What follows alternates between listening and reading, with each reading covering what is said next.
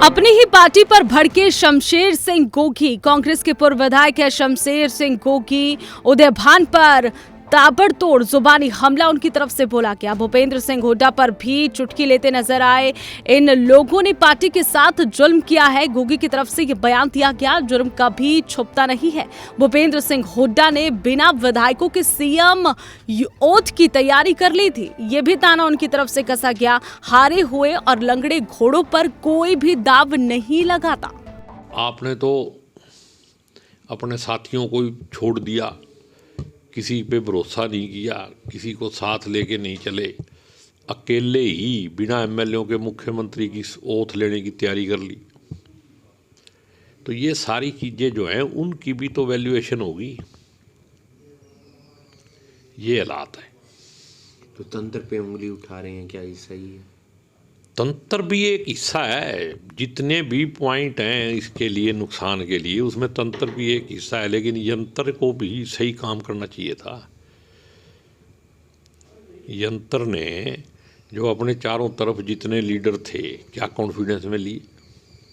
क्या उनको साथ लेके चलने के लिए मानसिक तौर पे तैयार थे? तो ये बहुत सारी बातें हैं। अब इनकी वैल्यू नहीं रही। हरियाणा हार गया, अगले इलेक्शन की तैयारी करो। और जिन लोगों की वजह से आ रहा है पिछले 4 इलेक्शन, अगर वो ये सोच रहे हैं कि 5वीं बार भी सुसाइड करने के लिए कांग्रेस ही उन पे दाव लगाएगी, हारे हुए घोड़े पे, लंगड़े घोड़े पे कोई लगाता है? अपनी ही पार्टी पर भड़के शमशेर सिंह गोगी। कांग्रेस के पूर्व विधायक है शमशेर सिंह गोगी। उदय भान पर ताबड़तोड़ जुबानी हमला उनकी तरफ से बोला गया। भूपेंद्र सिंह हुड्डा पर भी चुटकी लेते नजर आए।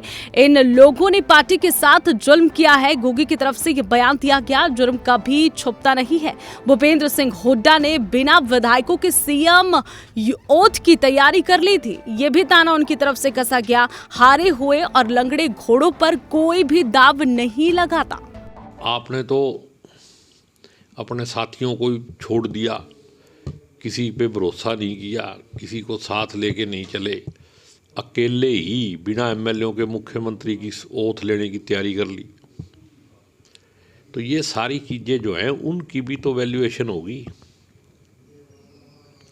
ये हालात है। तो तंत्र पे उंगली उठा रहे हैं, क्या ये सही है? तंत्र भी एक हिस्सा है। जितने भी पॉइंट हैं इसके लिए, नुकसान के लिए, उसमें तंत्र भी एक हिस्सा है। लेकिन यंत्र को भी सही काम करना चाहिए था। यंत्र ने जो अपने चारों तरफ जितने लीडर थे, क्या कॉन्फिडेंस में लिए?